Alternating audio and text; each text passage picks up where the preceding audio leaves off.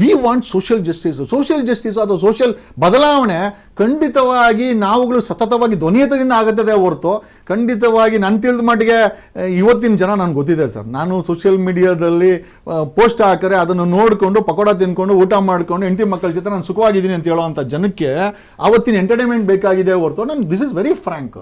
ನಾಳೆ ಅವ್ರಿಗೆ ಅಲ್ಲಿ ಆ ಹೆಣ್ಣುಮಗಳನ್ನು ಚಿಂದೆ ಆಯೋ ಹೆಣ್ಣುಮಗಳನ್ನು ಪೋಸ್ಕೋ ಕೇಸಲ್ಲಿ 10,000 ಕೇಳಿದಂಥದ್ದನ್ನು ನೆನ್ನೆ ನೋಡಿದ್ರು. ಯಾಕಂದರೆ ಬೈದೆ ಚೆನ್ನಾಗಿ ನಾನು ಅದನ್ನು ಪ್ರಶ್ನೆ ಮಾಡಿದೆ.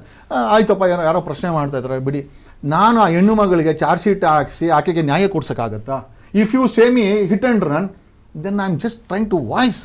ನೀವು ಎಲ್ಲ ಮೌನವಾಗಿರ್ಬೇಕು. ಅದರ್ ದ್ಯಾನ್ ಮೀಡಿಯಾ ನಿಮ್ಮ ಸೆಗ್ಮೆಂಟಾಗಿ ಮಾಡ್ತೀರಿ. ಸಾಮಾನ್ಯ ಜನ ಪ್ರಶ್ನೆ ಮಾಡಿದಂಥ ವ್ಯವಸ್ಥೆನಲ್ಲಿ ಪೊಲೀಸವರು ಅಂತಂತ ಹೇಳಿದ್ರೆ ಕೈಕಾಲು ನಡುತ್ತದೆ ಜನಗಳಿಗೆ. ಅಂಥದ್ರಲ್ಲಿ ಒಬ್ಬ ಪೊಲೀಸ್ ಕಾನ್ಸ್ಟೇಬಲ್ನ ಮಾತಾಡ್ಸಲ್ಲ ಅಂತಂದರೆ ಕರ್ನಾಟಕದ DGPಗಳನ್ನ ಬಿಟ್ಟಿಲ್ಲ, ಹೋಮ್ ಸೆಕ್ರೆಟರಿಗಳನ್ನ ಬಿಟ್ಟಿಲ್ಲ, ಕಮಿಷನರ್ಗಳನ್ನ ಬಿಟ್ಟಿಲ್ಲ.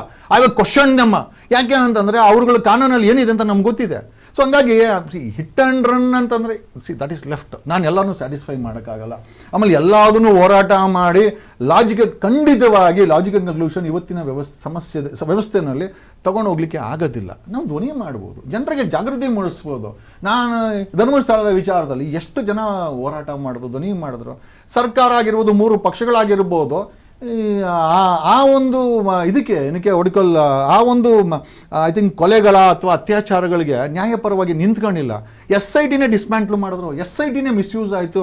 ಅಷ್ಟು ಒಳ್ಳೆಯ ವ್ಯಕ್ತಿ ಅಂತೇಳಿ SITಗೆ ಹಾಕಿ ಆ SITನೇ ಮೂಲೆ ಗುಂಪಾಗ್ಬಿಡ್ತು. ಹಂಗಾಗಿ ಸರ್ ಇವತ್ತಿನ ಮಟ್ಟದಲ್ಲಿ ಧ್ವನಿ ಮಾಡಿ ಬದಲಾವಣೆ ತರ್ಬೋದು. ಏನಕ್ಕೆ ಬದಲಾವಣೆ ಬೇಕು? ಇದಕ್ಕೆ ನೀವು ಕೇಳೋದ್ರಲ್ಲ, ಅಲ್ಟಿಮೇಟಾಗಿ ಹಿಟ್ ಆ್ಯಂಡ್ ರನ್ ಅಲ್ಲ, ನಮಗೆ ಬದಲಾವಣೆ. ನಾನು DK ಶಿವಕುಮಾರ್ ಅಲ್ವಾ, CM DK ಶಿವಕುಮಾರ್ ಅಲ್ಲ, ನಾನು SITನ ಬದಲಾವಣೆ ಮಾಡೋಕ್ಕೆ. If we sit in that position definitely. ಅಲ್ಲ, ನಿಮ್ಮ ಕೈಲಾಗದೇ ಇರೋದು ಮಾಡಬೇಡಿ ಸರ್ ಜಗದೀಶ್ ಅವರೇ. ನೀವು ಯಾವುದನ್ನ ಜನಗಳ ಎದುರುಗಡೆ ಚರ್ಚೆ ಮಾಡ್ತೀರಾ, ಯಾವುದರ ಬಗ್ಗೆ ಯಾವ ವಿಚಾರವನ್ನ ಎತ್ತುತ್ತೀರಾ, ಅದಕ್ಕೆ ಸ್ಟಿಕನ್ ಆಗಿ ಇರೋದಿಲ್ಲ ಅನ್ನುವಂಥದ್ದೇ ಆರೋಪ ಪೂಜಾ ಅವ್ರದ್ದು. ಸರ್ ಇನ್ನೊಂದು ಎಕ್ಸಾಕ್ಟ್ಲಿ ನಾನು ಆಗ್ಲೇ ಮಾತಾಡ್ದಂಗೆ ಕೆಲವು ಪೋಸ್ಟ್ಗಳು ಹಾಕ್ತೀರಾ, ಡಿಲೀಟ್ ಮಾಡ್ತೀರಾ. ನೀವೀಗ ಹೇಳಿದ್ರಲ್ಲ ಆ ಕೆಲಸ ನಾನು ಮಾಡ್ತಾ ಇಲ್ಲ, ನಾನಾಗೆ ಡಿಲೀಟ್ ಮಾಡ್ತಾ ಇಲ್ಲ ಅಂತ. ಸಾಕಷ್ಟು ಜನಕ್ಕೆ ಇದು ಕ್ಲಾರಿಟಿ ಬೇಕಾಗಿರುತ್ತೆ. ಕೆಲವು ಪೋಸ್ಟ್ ಮಾಡ್ತಾರೆ, ಜಗದೀಶ್ ಅವರು ಅವ್ರ ಕೆಲಸ ಮುಗಿದ ತಕ್ಷಣ ಡಿಲೀಟ್ ಮಾಡ್ಕೊಂಡ್ಬಿಡ್ತಾರೆ ಅಂತ ಸೋಷಿಯಲ್ ಮೀಡಿಯಾದಲ್ಲಿ ಅಷ್ಟೊಂದು ಜನ ನೋಡ್ತಾ ಇರ್ತಾರೆ ಸರ್. ಈಗ ನೋಡಿ, ಫೇಸ್ಬುಕ್ ತನ್ನದೇ ಆದಂಥ ಸಾಕಷ್ಟು ರೂಲ್ಸ್ ಆ್ಯಂಡ್ ರೆಗ್ಯುಲೇಷನ್ಸ್. ಒಂದು ಡ್ರಾಪ್ ಬ್ಲಡ್ ಬಂತು ಅಂತ ಹೇಳಿದ್ರೆ ನಿನ್ನ ಫೇಸ್ಬುಕ್ಕೆ ಬ್ಲಾಕ್ ಆಗುತ್ತೆ. ಇವತ್ತು ರೂಲ್ಸ್ ಆ್ಯಂಡ್ ರೆಗ್ಯುಲೇಷನ್ಸು ನಂದು ತೆಗೆದು ನೋಡಿ, ನನ್ನ ಫೇಸ್ಬುಕ್ ಸಹ ಡೌಟ್ಫುಲ್ ಏನೋ ಪ್ರೊಫೈಲ್ ಅಂತೇಳಿ ಹಾಕ್ತಾರೆ. ಈಗ ಯಾರ್ದೋ ಒಬ್ಬರು ಫೋಟೋನ ಹಾಕ್ಬಿಟ್ಟಾರೆ, ನೋಡಪ್ಪ ಯಾರೋ ಒಬ್ಬ ಸ್ವಾಮೀಜಿ XYZ ಸ್ವಾಮೀಜಿ ಹಾಕಿದ್ರೆ ಆತ ಕ್ಲೇಮ್ ಮಾಡಿದ್ರೆ this is my personal copyright photo ಅಂತ ಹೇಳಿದ್ರೆ ಕಾಪಿರೈಟ್ ಇಸ್ ಮೇಲೆ ಅದನ್ನು ಅವರೇ ಬ್ಲಾಕ್ ಮಾಡ್ಕೊಳ್ಬೋದು. ಇವತ್ತು ಟುಡೇ ದ ಟೆಕ್ನಾಲಜಿ ನಾವು ಎಷ್ಟು ಎಕ್ಸ್ಪೋಸ್ ಮಾಡೋಕ್ಕೋ ಅಥವಾ ಏನೋ ಮಾಡೋಕ್ಕೆ ಹೋದಾಗ ರಿಸ್ಟ್ರಿಕ್ಷನ್ಸ್ ಸಿಕ್ಕಾಪಟ್ಟೆ ಇದೆ. ಪ್ರೊಫೈಲ್ಗಳು ನಂದು 2 ಪ್ರೊಫೈಲ್ ಔಟಾಯಿತು. 2.5 ಲಕ್ಷ 3 ಲಕ್ಷ ಇದ್ದಂಥ ಪ್ರೊಫೈಲ್ಗೆ 2-3 ಪ್ರೊಫೈಲ್ ಔಟಾಗ್ಬಿಡ್ತು. ಈಗ ಅಲ್ಲಿ ಕೂತ್ಕೊಂಡು ಡೌಟ್ ಬಾರ್ದು. ಇವತ್ತು ಆಯ್ತು, ನನ್ನನ್ನು ಡೌಟ್ ಮಾಡಿದ್ರಪ್ಪ, ನಾವೇನು ಅಧಿಕಾರವನ್ನು ತಗೊಂಡು ಅಂಥದ್ದೆಲ್ಲ ಧ್ವನಿ ಮಾಡ್ತಾ ಇದ್ದೀವಿ. 3 ಪಕ್ಷದವ್ರು ಅವರೆಲ್ಲ ಇವತ್ತು ನೀವು ಅಧಿಕಾರ ಒಬ್ಬರಾದ್ಮೇಲೆ ಒಬ್ಬರು ಕೊಡ್ತಾ ಇದ್ದೀವಿ. 2023 ತನಕ BJP ಅವರು ಇದ್ರು, ಇವಾಗ ಕಾಂಗ್ರೆಸ್ ಅವ್ರು ಬಂದರೆ, ಮುಂದೆ ಯಾರು ಬರ್ತಾರೋ ಗೊತ್ತಿಲ್ಲ. ಇವ್ರನ್ನ ಯಾರು ಪ್ರಶ್ನೆ ಮಾಡ್ಬೋದಲ್ಲ. People were sitting in power, that is there duty. ಯಾಕಂದ್ರೆ ವೋಟ್ ಅವನಿಗೆ ಹಾಕಿರೋದು, MLAಗೋ MP ಗೋ ಹಾಕಿದ್ರೆ ನೀವು ಅವ್ರನ್ನ ಪ್ರಶ್ನೆ ಮಾಡಬೇಕೇ ಹೊರತು ನಾವು ಸಮಾಜದಲ್ಲಿ ನಿಮಗೋಸ್ಕರ ಒಂದು ಧ್ವನಿ ಮಾಡಕ್ಕೆ ಬಂದಿದ್ದೀವಿ. ನಮ್ಮನ್ನ ಡೌಟ್ ಬಿದ್ದರೆ ಡೌಟ್ ಬೀಳ್ತಾ ಇಲ್ಲ, ನಿಮ್ಮ ಬಗ್ಗೆ ಇನ್ನಷ್ಟೇ ಕ್ಲಾರಿಟಿನ ಜನಗಳಿಗೆ ಕೊಡ್ತಾ ಇದ್ದೀವಿ. ಒಂದು. ಎರಡನೇದು ಸರ್, ಈಗ ಇಡೀ ದಕ್ಷಿಣ ಭಾರತದಲ್ಲಿ ಒಂದು ರೀತಿಯ ವಿಜಯ್ ಭೂತ ಮೆಟ್ಕೊಂಡಿದೆ, ಅದು ಹುಟ್ಟು ಬಿದ್ದಿದೆ, ಒಂದು ರೀತಿಯ ಹವಾ ಶುರುವಾಗ್ಬಿಟ್ಟಿದೆ. ವಿಜಯ್ CM ಆದ ಅಂತೇಳಿ ನಾವು CM ಆಗ್ಬೋದು ಅನ್ನೋಂಥದ್ದು. ಅದು ನಾನು ನಿಮ್ಮ ಬಗ್ಗೆ ಮಾತಾಡ್ತಿಲ್ಲ. ಪವನ್ ಕಲ್ಯಾಣ್, ತೆಲುಗಿನ ಪವನ್ ಕಲ್ಯಾಣ್ ಕೂಡ ತೆಲಂಗಾಣದಲ್ಲಿ ಆಂಧ್ರ ಪ್ರದೇಶ ಬಿಟ್ಟು ಅಲ್ಲಿ ಸ್ಪರ್ಧೆ ಮಾಡಿ ಏನೋ ಒಂದು ಭವಿಷ್ಯವನ್ನು ಹುಡುಕ್ತಾ ಇದ್ದಾರೆ. ಈ ಥರದವ್ರು ಸಾಕಷ್ಟು ಜನ ಇದ್ದಾರೆ. ವಿಜಯ್ ಭೂತ ಏನಾದರೂ ಜಗದೀಶ್ ಅವರಿಗೆ ತಲೆಗತ್ತಿದೆಯಾ? ಯಾಕೆ ವೈ ನಾಟ್ ಅಂತಂದಿಲ್ಲ? ದ ಕ್ವಶನ್ ಈಸ್, ಇವತ್ತಿನ ಐ ಥಿಂಕ್ ರಾಜಕೀಯ ವ್ಯವಸ್ಥೆನಲ್ಲಿ ಇವತ್ತು ನಾನೊಂದು ಪಕ್ಷವನ್ನು ತಗೊಂಬಂದು ನಾನು ಜನರಿಗೆ ಇಷ್ಟ ಆದೆ ಅಂತಂದ್ರೆ it is ultimately people who will decide. ಅಕಸ್ಮಾತ್ 2028ಕ್ಕೆ ನನ್ನ CM ಮಾಡಲೇಬೇಕು ಅಂತೇಳಿ ಬದಲಾವಣೆ ಮಾಡಿದ್ರೆ ಯಾರೂ ತಡೆಯೋಕ್ಕಾಗಲ್ಲ. ಅಕಸ್ಮಾತ್ ಬೇಡ ಜಗದೀಶ್ ಮತ್ತೆ ನಾನು ಅದೇ ಕುಮಾರಸ್ವಾಮಿಗೆ ಹಾಕ್ತೀನಿ, ಅದೇ BJPಗೆ ಹಾಕ್ತೀನಿ, that is their choice. But ಹಳಬೇಕಾದ್ರೆ ಅವರೇ ನಾನು. ಯಾಕೆ ಅಂತಂದರೆ ಕಳೆದ 30-40 ವರ್ಷದ ಆಡಳಿತವನ್ನು ವಂಶ ಪಾರಂಪರ್ಯ today election has become monopoly. ನಾನು ಯಾಕೆ ಕೇಳ್ತಾ ಇದ್ದೀನಿ ಈ ಮಾತು ಅಂತಂದರೆ, ನೀವಲ್ಲಿ ದಾವಣಗೆರೆಯಲ್ಲಿ BJP ಕಾಂಗ್ರೆಸ್ ಬಿಟ್ಟರೆ people don't have any option. ಯಾರೋ SDP ಹಾಕಿದ್ರು, ಬಟ್ ಜನಗಳಿಗೆ ಕನ್ವಿನ್ಸ್ ಮಾಡುವಂಥ ನ್ಯೂಟ್ರಲ್ ನೇಚರ್ಗಳನ್ನ ಇಟ್ಕೊಬೇಕಲ್ವಾ ನಾವು. ಹಾಗಾಗಿ sir today's elections have become ಮೊನೋಪಲಿ ಆಗಿದೆ. ಆಮೇಲೆ ನಮ್ಮಂಥವ್ರಿಗೆ 3 ಪಕ್ಷದವ್ರು ಕರೆಯಲ್ಲ.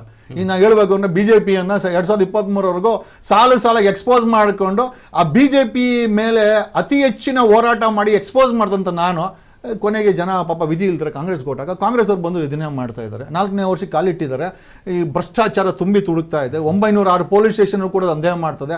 ಯಾವ PDO ಕಚೇರಿಗಳಾಗಿರ್ಬೋದು, DC ಕಚೇರಿಗಳಾಗಿರ್ಬೋದು, AC ಕಚೇರಿಗಳಾಗಿರ್ಬೋದು, ಯಾವುದೇ ಕಚೇರಿಗೆ ಹೋಗಿ ಪೋಸ್ಟಿಂಗಿಂದ ಹಿಡಿದು ಎಲ್ಲ ವಿಚಾರಗಳಲ್ಲೂ ಕೂಡ ನೀವು ದುಡ್ಡು ಕೊಟ್ಟಿಲ್ಲ ಅಂದರೆ ಕೆಲಸ ಆಗಲ್ಲ. This is a non factor. Okay, ಹಾಗಾಗಿ ಸ್ವಲ್ಪ ಬದಲಾವಣೆ ಬೇಕಾಗಿದೆ. 41,000 ಕೆರೆಗಳಿದೆ, 40 ವರ್ಷ ಆಯಿತು ಹೂಳೆತ್ತಿಲ್ಲ. ಬೋರ್ವೆಲ್ಗಳಲ್ಲಿ ನೀರುಗಳು, ರೈತರು ಬೋರ್ವೆಲ್ಗಳಲ್ಲಿ ನೀರುಗಳು 1500 ಫೀಟ್ಗೆ ಹೋಗಿದೆ. ಈಗ ಕರೆಂಟ್ ನೋಡಿದ್ರೆ ಪ್ರೈವೇಟೈಸ್ ಮಾಡೋಕ್ಕೆ, ಟಾಟಾ ಅವ್ರಿಗೆ ಮಾರಾಟ ಮಾಡೋಕ್ಕೆ ಎಂಟೈರ್ KPTCL ಅಥವಾ ಬೆಸ್ಕಾಮ್ ಅಂತ ಏನಿದೆ ಮೆಕ್ಯಾನಿಸಮ್ ಏನಿದೆ, ಸಂಸ್ಥೆಗಳೇನಿದೆ, ಪ್ರೈವೇಟ್ ಅವ್ರಿಗೆ ಮಾರಾಟ ಮಾಡೋಕ್ಕೆ ರೆಡಿಯಾಗಿದ್ದಾರೆ. 45,000 ಶಾಲೆಗಳನ್ನು, if I am not wrong, they wanted hand over to some NGOs ಅಂತೆ.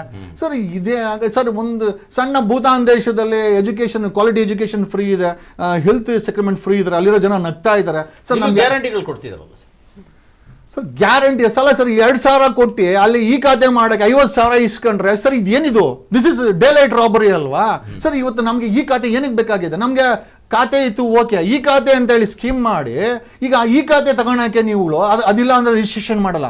ಅದನ್ನು ತಗೊಳಕ್ಕೋಸ್ಕರ ಒಂದೊಂದು ಖಾತೆಗಳಿಗೆ ಒಂದೊಂದು PDOಗಳು, ಒಂದೊಂದು ರೆವಿನ್ಯೂ ಇನ್ಸ್ಪೆಕ್ಟರ್ಗಳು 20, 30, 50 ಎಷ್ಟು ಕೋಟಿ ಪ್ರಾಪರ್ಟಿ ಇದೆ sir. Sir this is nothing but looting mechanism, loot ಅಂತ ಹೇಳ್ಬೋದು, ಲಂಚದ ಒಂದು ಮೆಕ್ಯಾನಿಸಮ್ ಲೂಟ್ ಅಂತ ಹೇಳ್ಬೋದು. ಅದನ್ನ ಮಾಡ್ತಾ ಇದ್ದಾರೆ. ಸರ್ ಈ ಖಾತೆ ನಮ್ಗೇನು ಬೇಕಾ? ನಿಮ್ಗೆ ಈ ಖಾತೆ ಮಾಡ್ಬೇಕಾ ಮಾಡ್ಕೊಳ್ಳಿ, ನಮ್ಗೇನೋ ಒಂದು ಪ್ರಿಂಟ್ಔಟ್ ಹಾಕಬೇಕಾ ಆನ್ಲೈನ್ ಮಾಡೋ, ನಾವೇ ಪ್ರಿಂಟ್ಔಟ್ ತಗೊಂತೀವಿ. ಸರ್ ಅದನ್ನ ಬಿಟ್ಟು ನೀನು ಈ ಖಾತೆ ಮಾಡಿಸ್ಕೊಳ್ಲಿಕ್ಕೆ ನೀನು ಹೋಗಿ ದುಡ್ಡುಗಳನ್ನ ಕೊಟ್ಟು ಸರ್ 7,000 PDO ಕಚೇರಿಗಳಿದೆ, ದಂಧೆ ಮಾಡೋರೆಲ್ಲ PDOಗಳು.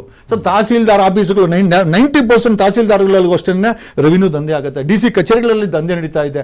ಆಮೇಲೆ ಬೆಂಗಳೂರಲ್ಲಿ 1250 ಕೆರೆಗಳನ್ನು ಕಳೆದ 30 ವರ್ಷದ ಆಡಳಿತದಲ್ಲಿ JDS, BJP, ಕಾಂಗ್ರೆಸ್ 3 ಜನ ಮಾರಿ ತಿಂದಿದ್ದಾರೆ. ಇವರು ಆಡಳಿತದಲ್ಲಿ ಅಧಿಕಾರಿಗಳಾಗಿರ್ಬೋದು, ಪಕ್ಷದವರಾಗಿರ್ಬೋದು. 1250 ಕೆರೆಗಳು ಸರ್ ನಾಶ ಮಾಡಿರ್ತದೆ. ಹೆಚ್ಚು ಕಮ್ಮಿ 1 ಲಕ್ಷ ಕೆರೆ ಜಾಗವನ್ನು ನುಂಗಿರೋ ಅಂತ 3 ಪಕ್ಷಗಳ ಆಡಳಿತ, ಅದರಲ್ಲಿ ಅಧಿಕಾರಿಗಳಾಗಿರ್ಬೋದು. ಇವತ್ತು ಕೆಂಪೇಗೌಡ ಒಬ್ಬ ರೈತ, ಇವತ್ತು ರೈತ ಕುಟುಂಬದಿಂದ ಬಂದವರು, ರೈತಾಪಿ ಏನೋ ವ್ಯಕ್ತಿ, ಅವನು ಒಬ್ಬ ಪಾಳ್ಯಗಾರ. ಸರ್ 1 ಎಕರೆ ಇವತ್ತು ಬೆಂಗಳೂರಲ್ಲಿ ನೀನು ಕೃಷಿ ಮಾಡೋಕ್ಕೆ ಎಲ್ಲೂ ಕೂಡ ಉಳಿದಿಲ್ಲ. ಎಲ್ಲ ಕಡೆ ಬಿಲ್ಡಿಂಗ್ ಕಟ್ಟಿ sir totally polluted mechanism. Sir 7,000 ton ಕಸ ತಗೊಂಡೋಗಿ ಬಿಸಾಕಿ ಹಾಕಿ ಸರ್ ಗ್ರೌಂಡ್ ವಾಟರ್ ಕಂಟಾಮಿನೇಟ್ ಆಗಿದೆ. ಕುಡಿಯುವಂಥ ನೀರು ವಿಷ. ನೀವು ಎಂಥ ಫಿಲ್ಟರ್ ಹಾಕ್ಕೊಳ್ಳಿ, ಎಕ್ಸೆಪ್ಟ್ ಅದೇನೋ ಜಪಾನ್ ಒಂದು ಯಾವುದೋ ಒಂದು ಫಿಲ್ಟರ್ ಇದೆ, ಅದು 8 ಲಕ್ಷನೋ 9 ಲಕ್ಷನೋ.